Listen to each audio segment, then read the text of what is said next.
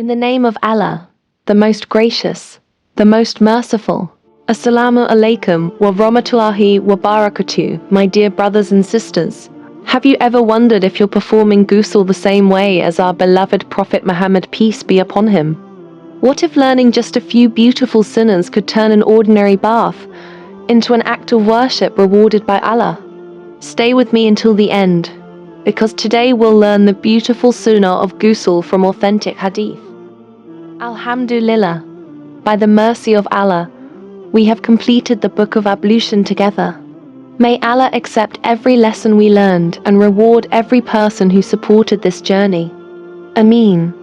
Today, with the help of Allah, we begin a new and beautiful journey through Sahih Al-Bukhari, the Book of Bathing, Ghusl. The Book of Ghusl begins by reminding us of Allah's words in the noble Quran that Allah loves purity and intends ease for His servants. Purification is not a burden, it is a blessing and a mercy from Allah. Today we are studying Sahih Al-Bukhari, the Book of Bathing, Ghusl. Chapter 1. The performance of ablution before taking a bath. Now let's listen carefully to today's authentic hadith. Narrated Aisha, may Allah be pleased with her. Whenever the Prophet, peace be upon him, took a bath after Janabah, he started by washing his hands and then performed ablution like that for the prayer. After that, he would put his fingers into the water and move them through the roots of his hair. Then he poured 3 handfuls of water over his head, and finally poured water all over his body. Narrated Maimuna, may Allah be pleased with her. The Messenger of Allah, peace be upon him, performed ablution like that for the prayer, but did not wash his feet at first. He washed away the discharge from his private parts and then poured water over his body. After moving away from that place, he washed his feet.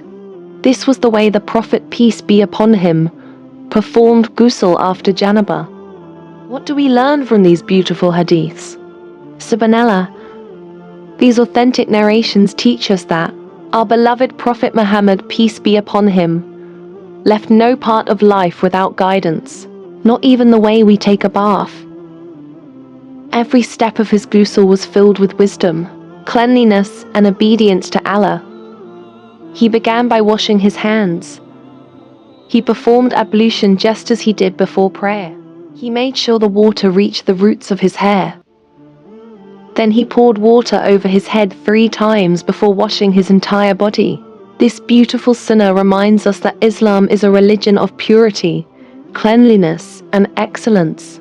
When we follow the sunnah of our beloved Prophet, peace be upon him, even simple daily actions become acts of worship that earn rewards from Allah. May Allah help us follow the sunnah in every part of our lives. Ameen.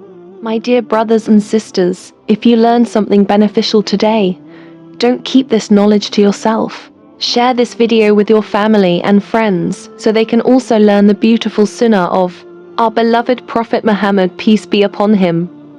If you're enjoying this Sahih Al-Bukhari series, please support this small Islamic channel by liking this video, leaving a comment, and subscribing. Your support encourages me to continue sharing authentic hadith and beneficial Islamic reminders with Muslims around the world. With Allah's permission, our first milestone is 10,000 subscribers, and I sincerely hope we can reach it together. Every subscription, every like, every comment, and every share helps spread authentic Islamic knowledge. May Allah reward every one of you, forgive your sins, increase your good deeds, and make your support for this channel a source of ongoing reward. Ameen. Inshallah, in our next video we will continue learning from the Book of Bathing, Ghusl, in Sahih Al-Bukhari, 1 chapter at a time. I pray Allah allows us to continue this beautiful journey together. Jazakum Allah who care for watching. Keep remembering Allah, keep following the sunnah, and keep smiling because smiling is sunnah. Assalamu Alaikum wa Rahmatullahi wa Barakatuh.